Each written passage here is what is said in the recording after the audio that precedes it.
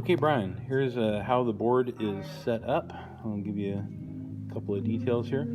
So this side here is all the different mixes, and the monitors, these are in-ears 1, 2, 3, and 4.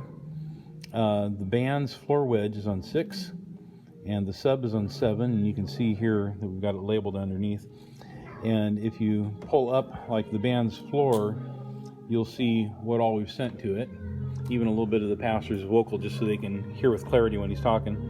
Go to the sub, you can see that we've got lots of track, bass, and synth in there, and a little bit of piano just for the thump. I should say 15 and 16 are also the left and right floor monitors up front.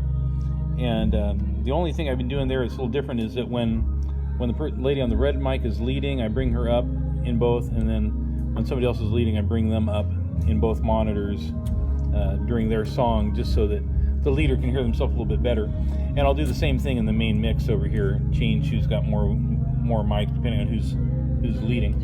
But the big deal is that we changed the stream on 9 and 10 so that whatever is in the mixer here in the main channel from the mains is going, each channel goes down individually to the streaming mix, and then all these are set at unity, and they provide you with the ability to boost or cut above what's being done in the main mix. So if we're over here in the main mix and we decide, okay, this lady's leading now, we bring her up and we bring that one down in the house, go back to the stream, you don't have to change anything, because if these are all set, let me get them back up to unity here. If these are all set at unity, that change that you made in the main mix is going to be propagated down into here, because the fader from the main mix then hits this fader going out to the stream. Another thing is that in order to match the stream up to the Focusrite, we need to run it down here at about 15, minus 15 dB. And where's our little tab there? I'm gonna just drop the mark in right now. Put a big S for Superman or stream. Super Brian. So the stream has to run down there, whereas the main mix, we're running all the way up at the top here.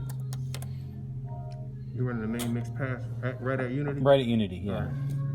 And I think we've got the all the other, well, no, mix 2, 3, and 4 are a little bit lower. It's probably after we set it up, the musicians asked for it to be changed a little bit. 6 and 7 are at unity, and all the changes are done over on the individual faders. Streaming 9 and 10 are linked in stereo, so you only have to hit one of the buttons and they both come up. Then 15 and 16, the floor wedges in front, are not in stereo, they're separate.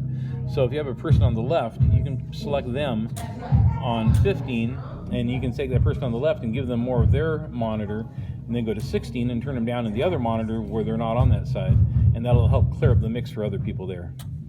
Okay, one more thing, Brian. We brought in the announcements now, the PC playback from the other room. Let's see if you can see it there. Well, you really can't, it's blown out. But PC playback is coming in on 25 and 26 now. So they're linked in a stereo pair. And let me go back to main mix here.